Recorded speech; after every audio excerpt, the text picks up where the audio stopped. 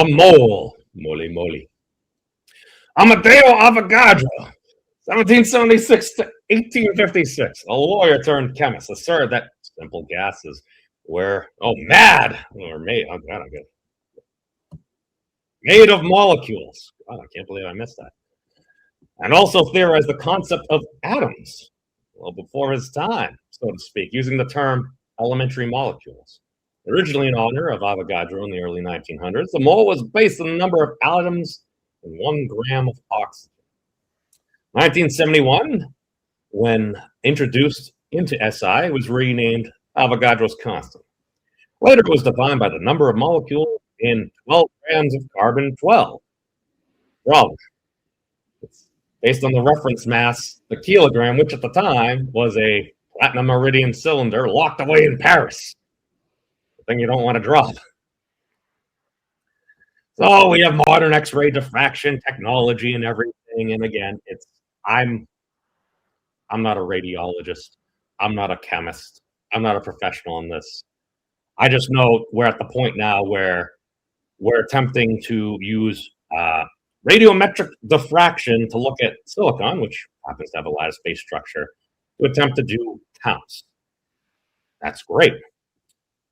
Now, the modern kilogram, again, the whole goal of the 2019 redefinition of SI was to base our units on constants of nature, because hopefully they're not going to be, or they're going to be constant. Or if there is some change, maybe it's like the 13th century. To observers like us, they seem pretty constant.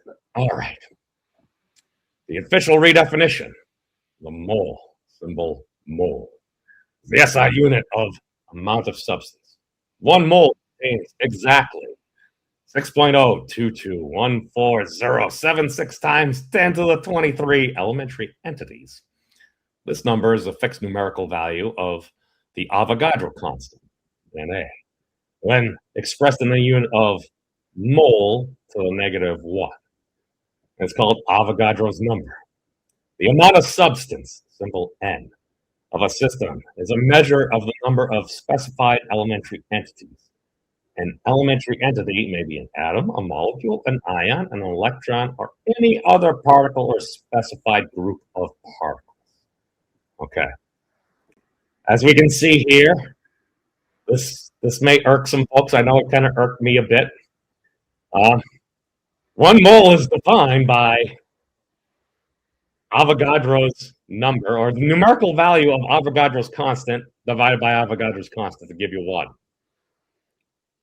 It's kind of a self-referential thing there. Apparently some folks within the chemistry community may have some issues because it does slightly change the old carbon-12 thing. Now, maybe around the 10th significant digit or so, for most purposes, it should be okay. But just, we're going to note that. So we have this value here. So this is literally Avogadro's number divided by Avogadro's constant, which is inverse moles. Well, now you're doing a number divided by the same number. That gives you 1. You've got a dimensional unit. And if you've got an inverse of something, if you do 1 over that, it's going to come out to be 1 with the units. Huh. Now you have this other method here, and when you dive a little bit deeper, and I'll probably include this in the finalized or updated notebook included, is that this is for the electron. If you change this, long story short is if you go into Rydberg's constant and you change it to the appropriate terms, because Rydberg's constant has the electron mass in it, as well as elementary charge. So basically, if you divide it by, if you substitute in Rydberg's constant, let's just do this. Rydberg's constant. Okay, let's just get the full definition from Wolfram Alpha. Let's do this definition. There we go. As we can see here, it's got an elementary unit of charge, the charge associated with the electron. It's got the mass of the electron. And if you change this to the proton and then feed it back into this, you're going to get out 1.